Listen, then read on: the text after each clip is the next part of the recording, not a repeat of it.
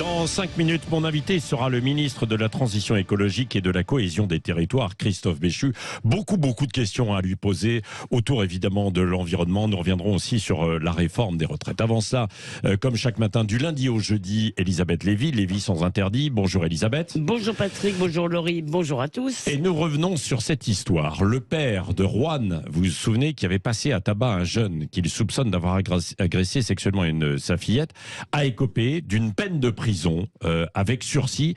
Qu'est-ce que vous inspire ce jugement, Elisabeth? Alors le plus frappant, c'est que tout le monde se congratule. Les prévenus, le parquet, l'opinion, les journalistes même applaudissent ce jugement équilibré qui condamnerait clairement la tentation de se faire justice soi-même, tout en comprenant la douleur d'un père. D'ailleurs, un de ses comparses, qui n'a lui pas l'excuse de paternité, a pris 8 mois ferme sous bracelet.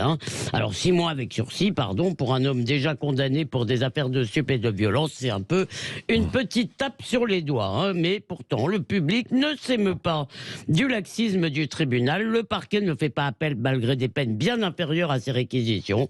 Le message en réalité est clair, c'est tout le contraire de ce qu'on nous dit.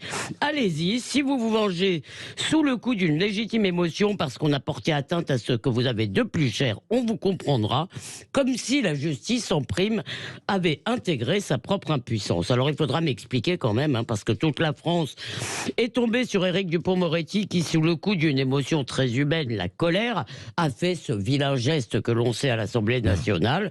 Mais pour ce père, la colère, c'est un sauf-conduit, une circonstance atténuante. Bon, mais et vous, Elisabeth Lévy, là, il faut expliquer comment vous pouvez être insensible aussi à la douleur d'un père. Je suis désolé, mais ma sensibilité n'a rien à faire ici et la douleur ne justifie pas tout. Il y a beaucoup de criminels qui ont certainement beaucoup souffert.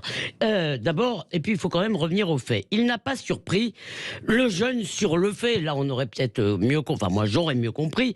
Il ne l'a pas non plus attrapé après 6 mois d'une enquête qui piétinait. Ça s'est passé 24 heures après les faits et ils se sont mis à 4 tout de même pour passer ce jeune Guinéen, je crois mineur isolé, pour le passer à tabac.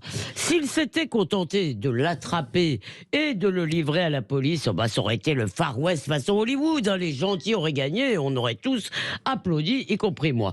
Nul ne sait en prime s'ils ont molesté le bon coupable, et on ne le saura que quand un tribunal l'aura dit, parce que ce jeune est détenu aujourd'hui, mais il nie les faits.